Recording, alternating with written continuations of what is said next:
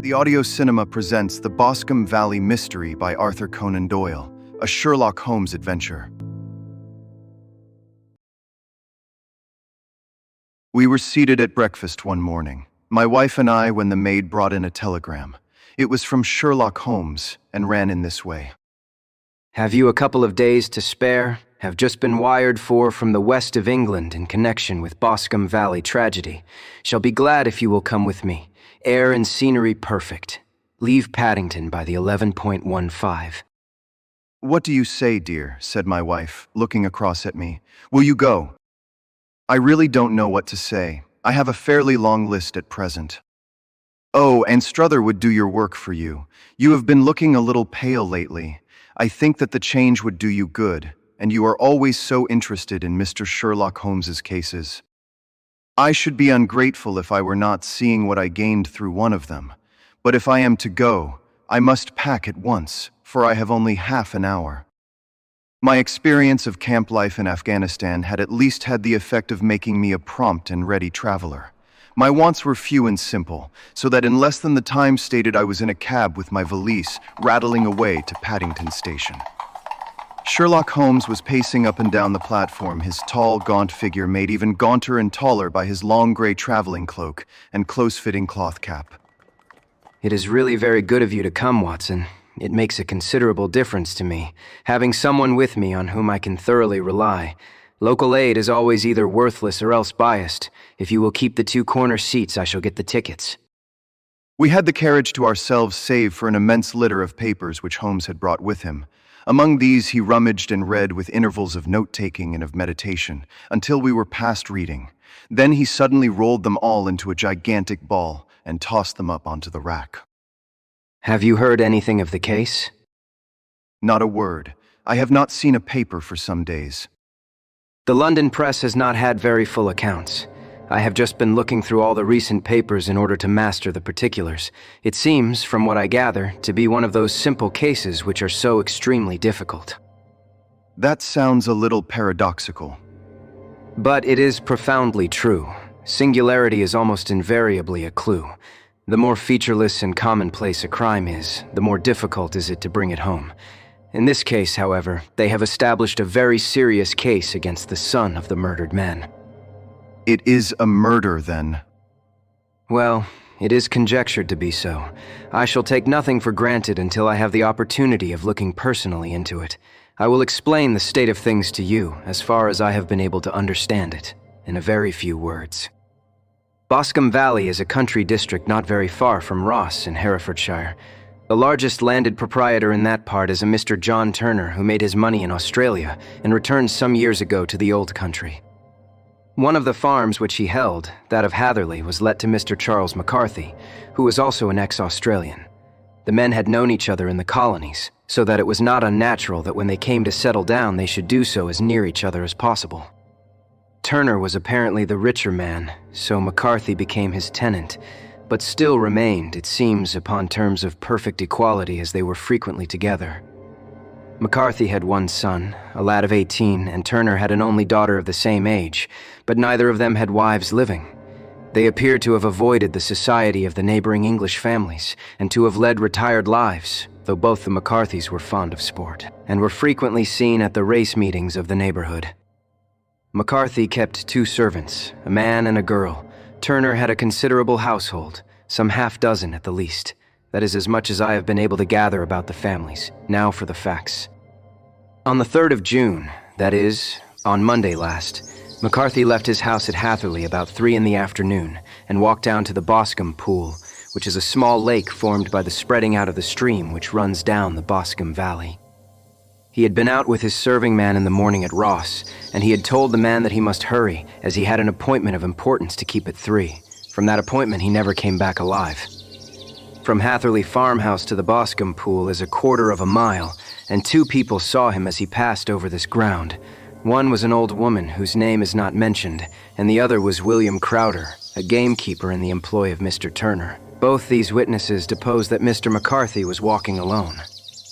The gamekeeper adds that within a few minutes of his seeing Mr. McCarthy pass, he had seen his son, Mr. James McCarthy, going the same way with a gun under his arm.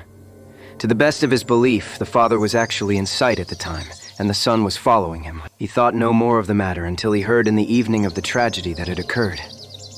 The two McCarthys were seen after the time when William Crowder, the gamekeeper, lost sight of them.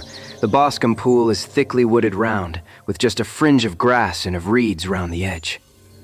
A girl of 14, Patience Moron, who is the daughter of the lodge-keeper of the Boscombe Valley estate, was in one of the woods picking flowers.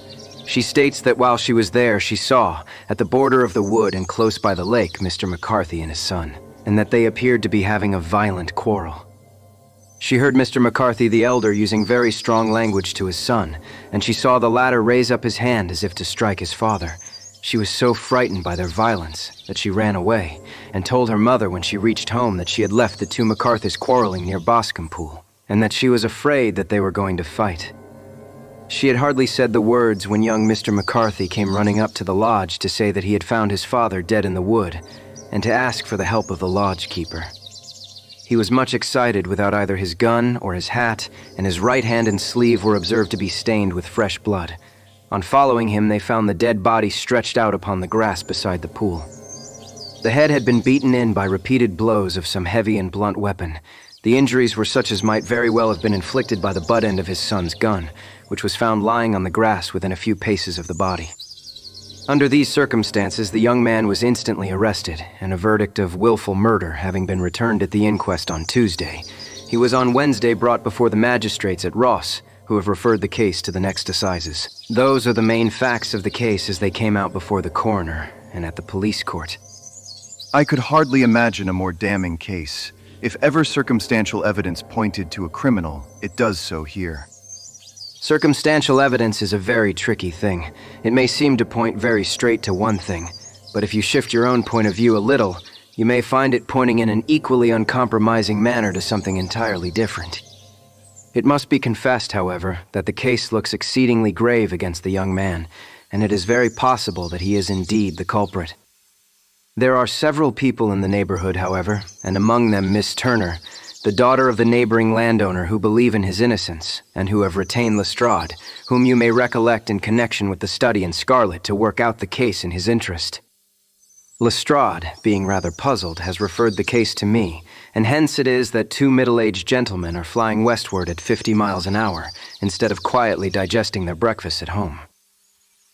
I am afraid that the facts are so obvious that you will find little credit to be gained out of this case. There is nothing more deceptive than an obvious fact. Besides, we may chance to hit upon some other obvious facts which may have been by no means obvious to Mr. Lestrade.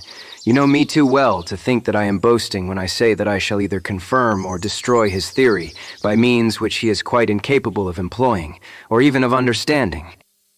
To take the first example to hand, I very clearly perceive that in your bedroom, the window is upon the right-hand side, and yet I question whether Mr. Lestrade would have noted even so self-evident a thing as that. How on earth? My dear fellow, I know you well. I know the military neatness which characterizes you. You shave every morning, and in this season you shave by the sunlight. But since your shaving is less and less complete as we get farther back on the left side, until it becomes positively slovenly as we get round the angle of the jaw, it is surely very clear that that side is less well illuminated than the other. I could not imagine a man of your habits looking at himself in an equal light and being satisfied with such a result. I only quote this as a trivial example of observation and inference. Therein lies my montier, and it is just possible that it may be of some service in the investigation which lies before us. There are one or two minor points which were brought out in the inquest, and which are worth considering. What are they? It appears that his arrest did not take place at once, but after the return to Hatherley Farm. On the inspector of constabulary informing him that he was a prisoner, he remarked that he was not surprised to hear it, and that it was no more than his deserts. This observation of his had the natural effect of removing any traces of doubt which might have remained in the minds of the coroner's jury. It was a confession. No, for it was followed by a protestation of innocence. Coming on the top of such a damning series of events, it was at least a most suspicious remark. On the contrary, it is the brightest rift which I can at present see in the clouds. However innocent he might be, he could not be such an absolute imbecile as not to see that the circumstances were very black against him. Had he appeared surprised at his own arrest or feigned indignation at it, I should have looked upon it as highly suspicious because such surprise or anger would not be natural under the circumstances, and yet might appear to be the best policy to a scheming man. His frank acceptance of the situation marks him as either an innocent man, or else as a man of considerable self-restraint and firmness. As to his remark about his deserts, it was also not unnatural if you consider that he stood beside the dead body of his father, and that there is no doubt that he had that very day so far forgotten his filial duty as to bandy words with him, and even according to the little girl whose evidence is so important, to raise his hand as if to strike him. The self-reproach and contrition which are displayed in his remark appear to me to be the signs of a healthy mind, rather than of a guilty one. I shook my head. Many men have been hanged on far slighter evidence. So they have, and many men have been wrongfully hanged. What is the young man's own account of the matter? It is, I am afraid, not very encouraging to his supporters, though there are one or two points in it which are suggestive. You will find it here, and may read it for yourself. He picked out from his bundle a copy of the local Herefordshire paper, and having turned down the sheet, he pointed out the paragraph in which the unfortunate young man had given his own statement of what had occurred. I settled myself down in the corner of the carriage and read it very carefully. Mr. James McCarthy, the only son of the deceased, was then called and gave evidence as follows. I had been away from home for 3 days at Bristol and had only just returned upon the morning of last Monday, the 3rd. My father was absent from home at the time of my arrival, and I was informed by the maid that he had driven over to Ross with John Cobb, the groom. Shortly after my return, I heard the wheels of his trap in the yard, and looking out of my window, I saw him get out and walk rapidly out of the yard, though I was not aware in which direction he was going. I then took my gun and strolled out in the direction of the Boscombe pool, with the intention of visiting the rabbit warren, which is upon the other side. On my way, I saw William Crowder, the gamekeeper, as he had stated in his evidence, but he is mistaken in thinking that I was following my father. I had no idea that he was in front of me. When about 100 yards from the pool, I heard a cry of cooey, which was a usual signal between my father and myself. I then hurried forward and found him standing by the pool. He appeared to be much surprised at seeing me, and asked me rather roughly what I was doing there. A conversation ensued which led to high words and almost to blows, for my father was a man of a very violent temper. Seeing that his passion was becoming ungovernable, I left him and returned towards Hatherley Farm. I had not gone more than 150 yards, however, when I heard a hideous outcry behind me, which caused me to run back again. I found my father expiring upon the ground with his head terribly injured. I dropped my gun and held him in my arms, but he almost instantly expired.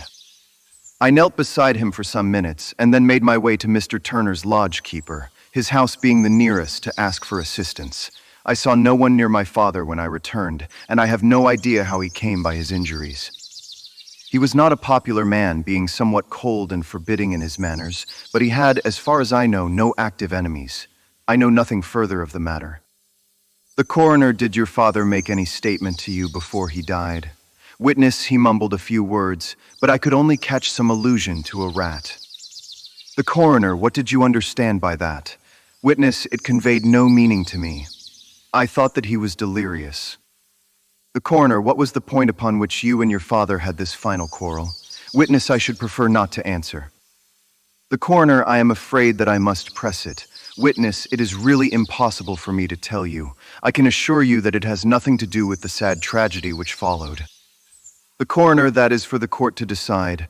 I need not point out to you that your refusal to answer will prejudice your case considerably in any future proceedings which may arise. Witness, I must still refuse. The coroner, I understand that the cry of cooey was a common signal between you and your father. Witness, it was. The coroner, how was it then, that he uttered it before he saw you, and before he even knew that you had returned from Bristol? Witness, with considerable confusion, I do not know. A juryman, did you see nothing which aroused your suspicions when you returned on hearing the cry, and found your father fatally injured? Witness, nothing definite. The coroner, what do you mean, witness? I was so disturbed and excited as I rushed out into the open that I could think of nothing except of my father. Yet I have a vague impression that as I ran forward, something lay upon the ground to the left of me. It seemed to me to be something gray in color, a coat of some sort, or a plaid perhaps. When I rose from my father, I looked round for it, but it was gone. Do you mean that it disappeared before you went for help? Yes, it was gone. You cannot say what it was. No, I had a feeling something was there. How far from the body? 12 yards or so. And how far from the edge of the wood? About the same. Then if it was removed, it was while you were within 12 yards of it. Yes, but with my back towards it. This concluded the examination of the witness. I see, said I, as I glanced down the column, that the coroner in his concluding remarks was rather severe upon young McCarthy. He calls attention, and with reason, to the discrepancy about his father having signaled to him before seeing him, also to his refusal to give details of his conversation with his father, and his singular account of his father's dying words. They are all, as he remarks, very much against the son. Both you and the coroner have been at some pains to single out the very strongest points in the young man's favor.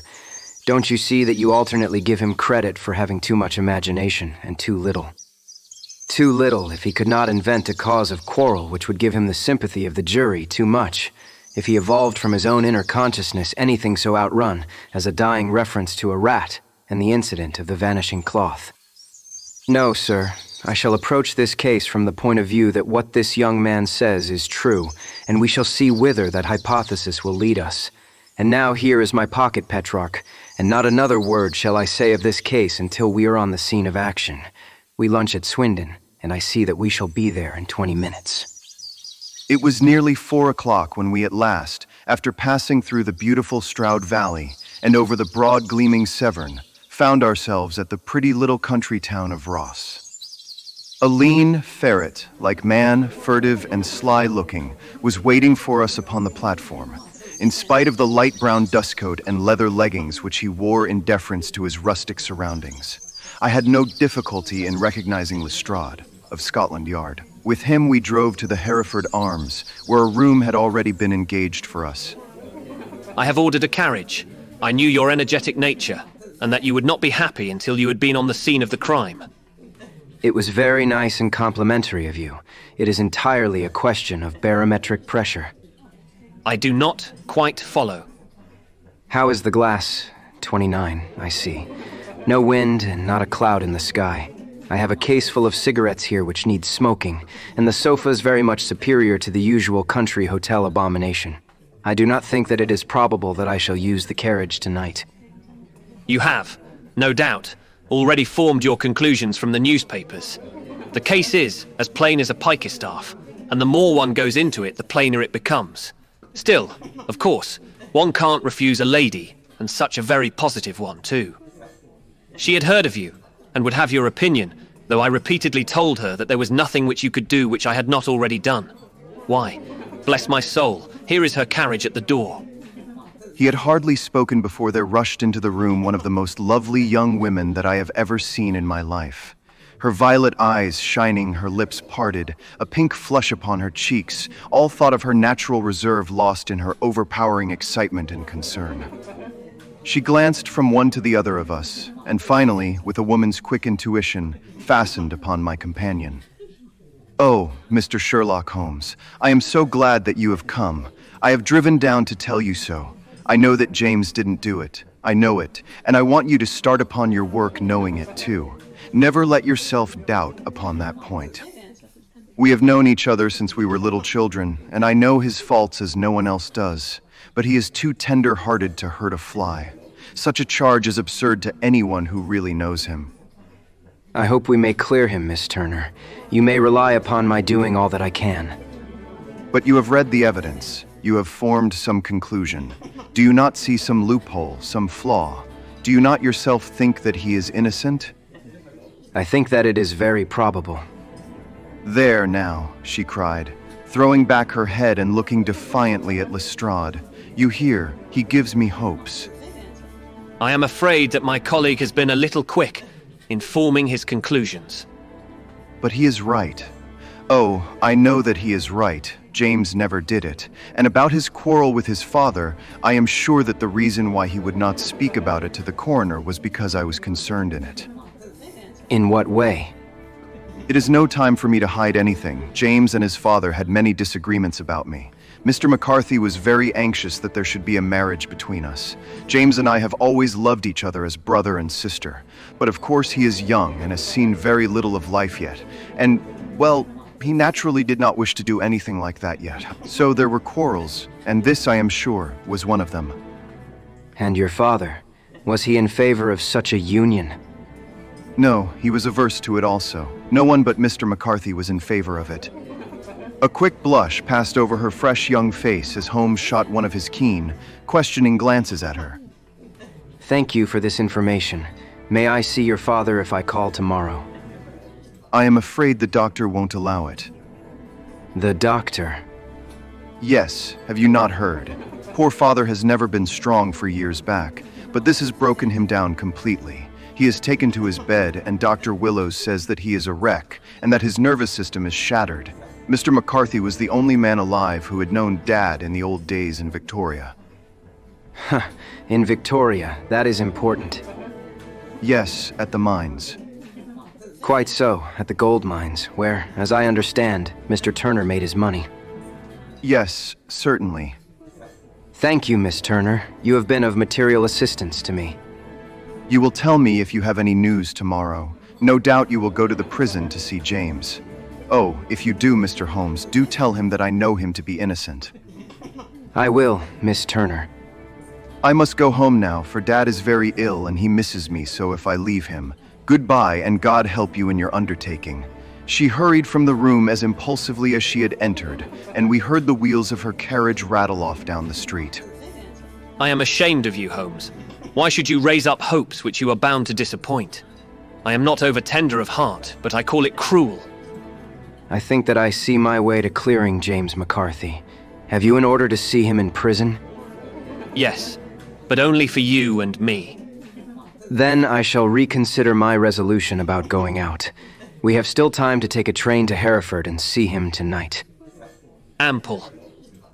Then let us do so. Watson, I fear that you will find it very slow, but I shall only be away a couple of hours. I walked down to the station with them, and then wandered through the streets of the little town, finally returning to the hotel, where I lay upon the sofa and tried to interest myself in a yellow-backed novel. The puny plot of the story was so thin, however, when compared to the deep mystery through which we were groping, and I found my attention wander so continually from the fiction to the fact that I at last flung it across the room and gave myself up entirely to a consideration of the events of the day. Supposing that this unhappy young man's story was absolutely true, then what hellish thing, what absolutely unforeseen and extraordinary calamity could have occurred between the time when he parted from his father and the moment when, drawn back by his screams, he rushed into the glade? It was something terrible and deadly. What could it be? Might not the nature of the injuries reveal something to my medical instincts? I rang the bell and called for the weekly county paper, which contained a verbatim account of the inquest. In the surgeon's deposition, it was stated that the posterior third of the left parietal bone and the left half of the occipital bone had been shattered by a heavy blow from a blunt weapon. I marked the spot upon my own head. Clearly, such a blow must have been struck from behind. That was to some extent in favor of the accused, as when seen quarreling, he was face to face with his father. Still, it did not go for very much, for the older man might have turned his back before the blow fell. Still, it might be worthwhile to call Holmes's attention to it. Then there was the peculiar dying reference to a rat. What could that mean? It could not be delirium. A man dying from a sudden blow does not commonly become delirious. No, it was more likely to be an attempt to explain how he met his fate. But what could it indicate? I cudgeled my brains to find some possible explanation, and then the incident of the gray cloth seen by young McCarthy. If that were true, the murderer must have dropped some part of his dress, presumably his overcoat, in his flight, and must have had the hardihood to return and to carry it away at the instant when the son was kneeling with his back turned, not a dozen paces off. What a tissue of mysteries and improbabilities the whole thing was. I did not wonder at Lestrade's opinion, and yet I had so much faith in Sherlock Holmes's insight that I could not lose hope as long as every fresh fact seemed to strengthen his conviction of young McCarthy's innocence. It was late before Sherlock Holmes returned. He came back alone, for Lestrade was staying in lodgings in the town. The glass still keeps very high. It is of importance that it should not rain before we are able to go over the ground. On the other hand, a man should be at his very best and keenest for such nice work as that, and I did not wish to do it when fagged by a long journey. I have seen young McCarthy. And what did you learn from him? Nothing. Could he throw no light? None at all. I was inclined to think at one time that he knew who had done it, and was screening him or her, but I am convinced now that he is as puzzled as everyone else. He is not a very quick-witted youth, though comely to look at, and I should think sound at heart. I cannot admire his taste if it is indeed a fact that he was averse to a marriage with so charming a young lady as this Miss Turner. Thereby hangs a rather painful tale. This fellow is madly, insanely in love with her, but some 2 years ago, when he was only a lad, and before he really knew her, for she had been away 5 years at a boarding school, what does the idiot do but get into the clutches of a barmaid in Bristol, and marry her at a registry office? No one knows a word of the matter, but you can imagine how maddening it must be to him to be upbraided for not doing what he would give his very eyes to do, but what he knows to be absolutely impossible. It was sheer frenzy of this sort which made him throw his hands up into the air when his father, at their last interview, was goading him on to propose to Miss Turner. On the other hand, he had no means of supporting himself, and his father, who was by all accounts a very hard man, would have thrown him over utterly had he known the truth. It was with his barmaid wife that he had spent the last 3 days in Bristol, and his father did not know where he was. Mark that point. It is of importance. Good has come out of evil, however, for the barmaid. Finding from the papers that he is in serious trouble, and likely to be hanged, has thrown him over utterly, and has written to him to say that she has a husband already in the Bermuda dockyard, so that there is really no tie between them. I think that bit of news has consoled young McCarthy for all that he has suffered. But if he is innocent, who has done it? Who? I would call your attention very particularly to 2 points. One is that the murdered man had an appointment with someone at the pool, and that the someone could not have been his son, for his son was away, and he did not know when he would return. The second is that the murdered man was heard to cry cooey before he knew that his son had returned. Those are the crucial points upon which the case depends. And now let us talk about George Meredith, if you please, and we shall leave all minor matters until tomorrow. There was no rain, as Holmes had foretold, and the morning broke bright and cloudless. At 9 o'clock Lestrade called for us with the carriage, and we set off for Hatherley Farm and the Boscombe pool. There is serious news this morning. It is said that Mr. Turner of the Hall is so ill that his life is despaired of. An elderly man, I presume. About 60, but his constitution has been shattered by his life abroad, and he has been in failing health for some time. This business has had a very bad effect upon him. He was an old friend of McCarthy's, and I may add, a great benefactor to him, for I have learned that he gave him Hatherley Farm rent-free. Indeed, that is interesting. Oh, yes. In 100 other ways he has helped him. Everybody about here speaks of his kindness to him. Really, does it not strike you as a little singular that this McCarthy, who appears to have had little of his own, and to have been under such obligations to Turner, should still talk of marrying his son to Turner's daughter, who is presumably heiress to the estate, and that in such a very cocksure manner, as if it were merely a case of a proposal and all else would follow? It is the more strange, since we know that Turner himself was averse to the idea. The daughter told us as much. Do you not deduce something from that? We have got to the deductions and the inferences. I find it hard enough to tackle facts, Holmes, without flying away after theories and fancies. You are right. You do find it very hard to tackle the facts. Anyhow, I have grasped one fact which you seem to find it difficult to get hold of. And that is? That McCarthy, Sr., met his death from McCarthy, Jr., and that all theories to the contrary are the merest moonshine. Well, moonshine is a brighter thing than fog, but I am very much mistaken if this is not Hatherley Farm upon the left. Yes, that is it. It was a widespread, comfortable-looking building, two-storied, slate-roofed, with great yellow blotches of lichen upon the gray walls. The drawn blinds and the smokeless chimneys, however, gave it a stricken look, as though the weight of this horror still lay heavy upon it. We called at the door when the maid, at Holmes's request, showed us the boots which her master wore at the time of his death, and also a pair of the son's, though not the pair which he had then had. Having measured these very carefully from 7 or 8 different points, Holmes desired to be led to the courtyard, from which we all followed the winding track which led to Boscombe Pool. Sherlock Holmes was transformed when he was hot upon such a scent as this. Men who had only known the quiet thinker and logician of Baker Street would have failed to recognize him. His face flushed and darkened. His brows were drawn into 2 hard black lines, while his eyes shone out from beneath them with a steely glitter. His face was bent downward, his shoulders bowed, his lips compressed, and the veins stood out like whipcord in his long, sinewy neck. His nostrils seemed to dilate with a purely animal lust for the chase, and his mind was so absolutely concentrated upon the matter before him that a question or remark fell unheeded upon his ears, or, at the most, only provoked a quick, impatient snarl in reply. Swiftly and silently he made his way along the track which ran through the meadows, and so by way of the woods to the Boscombe Pool. It was damp, marshy ground, as is all that district, and there were marks of many feet, both upon the path and amid the short grass which bounded it on either side. Sometimes Holmes would hurry on, sometimes stop dead, and once he made quite a little detour into the meadow.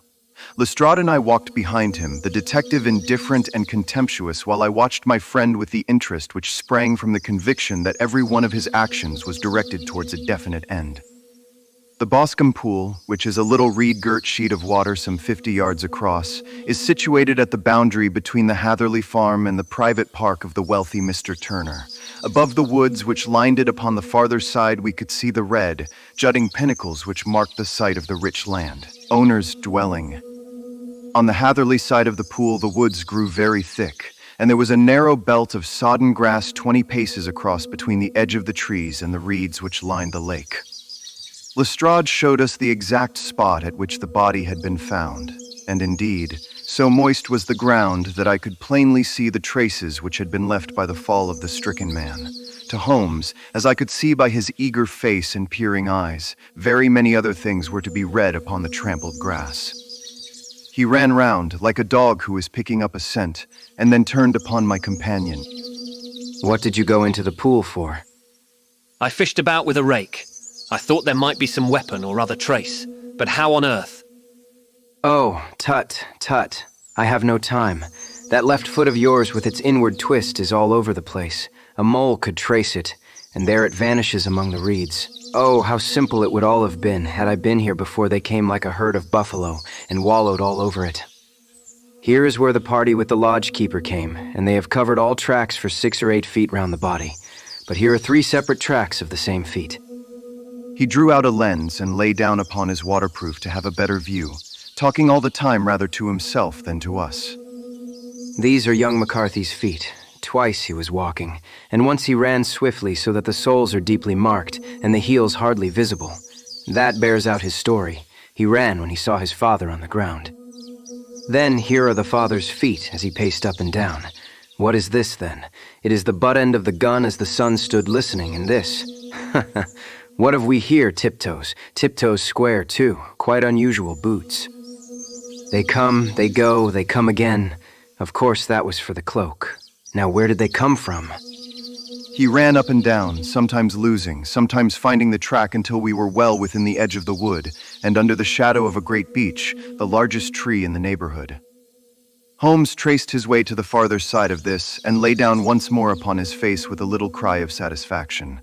For a long time he remained there, turning over the leaves and dried sticks, gathering up what seemed to me to be dust into an envelope, and examining with his lens not only the ground, but even the bark of the tree as far as he could reach. A jagged stone was lying among the moss, and this also he carefully examined and retained. Then he followed a pathway through the wood until he came to the high road, where all traces were lost. It has been a case of considerable interest. I fancy that this gray house on the right must be the lodge. I think that I will go in and have a word with Moran, and perhaps write a little note. Having done that, we may drive back to our luncheon. You may walk to the cab, and I shall be with you presently. It was about 10 minutes before we regained our cab and drove back into Ross, Holmes still carrying with him the stone which he had picked up in the wood. This may interest you, Lestrade. The murder was done with it. I see no marks. There are none. How do you know, then? The grass was growing under it. It had only lain there a few days. There was no sign of a place whence it had been taken. It corresponds with the injuries. There is no sign of any other weapon. And the murderer? Is a tall man, left-handed, limps with the right leg, wears thick-soled shooting boots and a gray cloak, smokes Indian cigars, uses a cigar holder, and carries a blunt penknife in his pocket. There are several other indications, but these may be enough to aid us in our search. I am afraid that I am still a skeptic.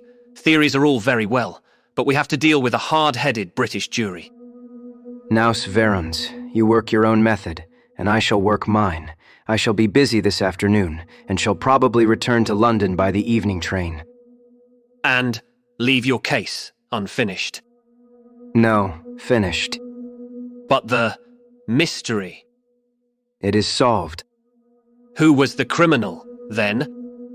The gentleman I describe. But who is he? Surely it would not be difficult to find out. This is not such a populous neighborhood. I am a practical man, and I really cannot undertake to go about the country looking for a left-handed gentleman with a game leg. I should become the laughingstock of Scotland Yard. All right, I have given you the chance. Here are your lodgings. Goodbye. I shall drop you a line before I leave. Having left Lestrade at his rooms, we drove to our hotel where we found lunch upon the table. Holmes was silent and buried in thought with a pained expression upon his face, as one who finds himself in a perplexing position. Look here, Watson. Just sit down in this chair and let me preach to you for a little.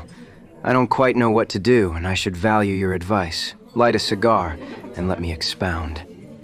Pray do so. Well, now, in considering this case, there are 2 points about young McCarthy's narrative which struck us both instantly, although they impressed me in his favor and you against him. One was the fact that his father should, according to his account, cry "Kufi" before seeing him. The other was his singular dying reference to a rat. He mumbled several words, you understand, but that was all that caught the son's ear. Now from this double point, our research must commence, and we will begin it by presuming that what the lad says is absolutely true. What of this cooey, then? Well, obviously it could not have been meant for the son. The son, as far as he knew, was in Bristol. It was mere chance that he was within earshot. The cooey was meant to attract the attention of whoever it was that he had the appointment with. But cooey is a distinctly Australian cry, and one which is used between Australians. There is a strong presumption that the person whom McCarthy expected to meet him at Boscombe was someone who had been in Australia. What of the rat, then? Sherlock Holmes took a folded paper from his pocket and flattened it out on the table. This is a map of the colony of Victoria. I wired to Bristol for it last night. He put his hand over part of the map. What do you read? Arat. And now? Ballarat. Quite so. That was the word the man uttered, and of which his son only caught the last 2 syllables. He was trying to utter the name of his murderer. So of Ballarat. It is wonderful. It is obvious. And now, you see, I had narrowed the field down considerably. The possession of a gray garment was a third point which, granting the son's statement to be correct, was a certainty. We have come now out of mere vagueness to the definite conception of an Australian from Ballarat with a gray cloak. Certainly. And one who was at home in the district, for the pool can only be approached by the farm or by the estate, where strangers could hardly wander. Quite so. Then comes our expedition of today. By an examination of the ground, I gained the trifling details which I gave to that imbecile Lestrade as to the personality of the criminal. But how did you gain them? You know my method. It is founded upon the observance of trifles. His height I know that you might roughly judge from the length of his stride. His boots, too, might be told from their traces. Yes, they were peculiar boots. But his lameness. The impression of his right foot was always less distinct than his left. He put less weight upon it. Why? Because he limped. He was lame. But his left-handedness. You were yourself struck by the nature of the injury as recorded by the surgeon at the inquest. The blow was struck from immediately behind, and yet was upon the left side. Now, how can that be unless it were by a left-handed man? He had stood behind that tree during the interview between the father and son. He had even smoked there. I found the ash of a cigar, which my special knowledge of tobacco ashes enabled me to pronounce as an Indian cigar. I have, as you know, devoted some attention to this and written a little monograph on the ashes of 140 different varieties of pipe, cigar, and cigarette tobacco. Having found the ash, I then looked round and discovered the stump among the moss where he had tossed it.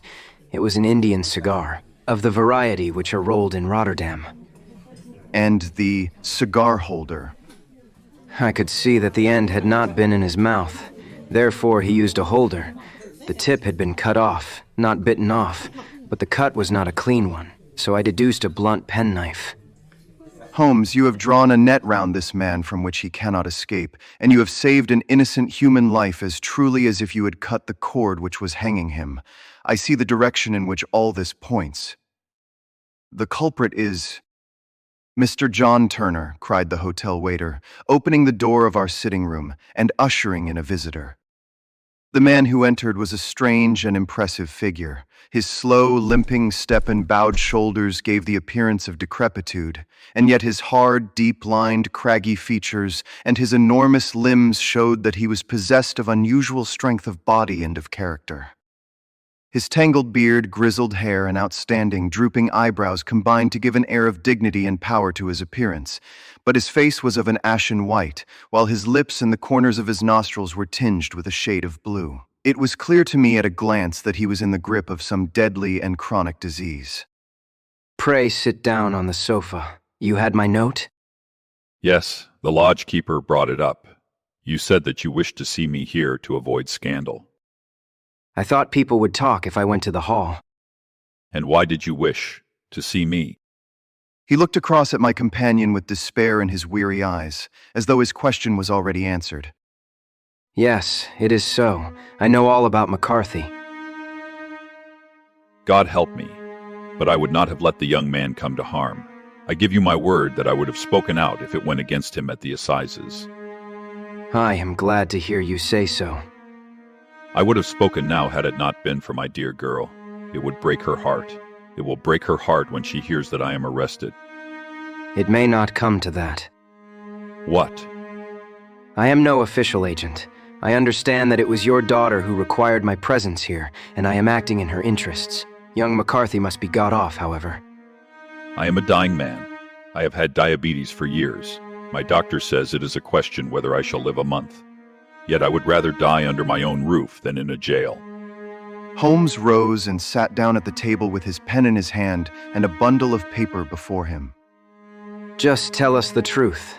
I shall jot down the facts, you will sign it, and Watson here can witness it. Then I could produce your confession at the last extremity to save young McCarthy. I promise you that I shall not use it unless it is absolutely needed. It is as well. It is a question whether I shall live to the assizes, so it matters little to me. But I should wish to spare Alice the shock. And now I will make the thing clear to you. It has been a long time in the acting, but will not take me long to tell. You didn't know this dead man, McCarthy. He was a devil incarnate, I tell you that. God keep you out of the clutches of such a man as he.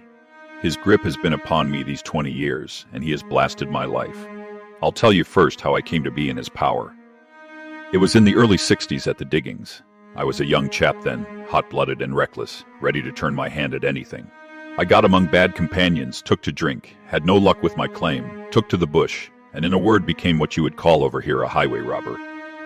There were 6 of us, and we had a wild, free life of it, sticking up a station from time to time, or stopping the wagons on the road to the diggings.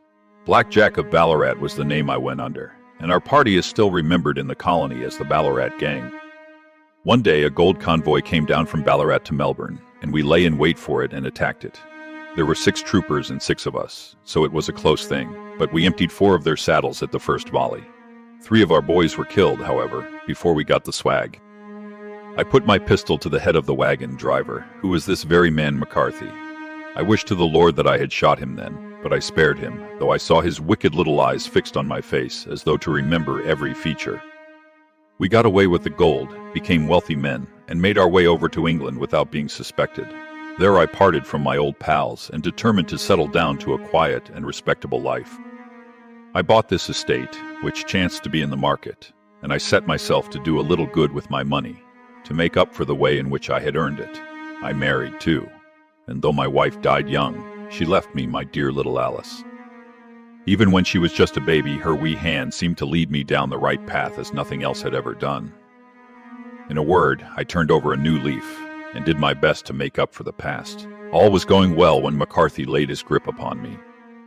I had gone up to town about an investment, and I met him in Regent Street, with hardly a coat to his back, or a boot to his foot. "Here we are, Jack," says he, touching me on the arm. "We'll be as good as a family to you.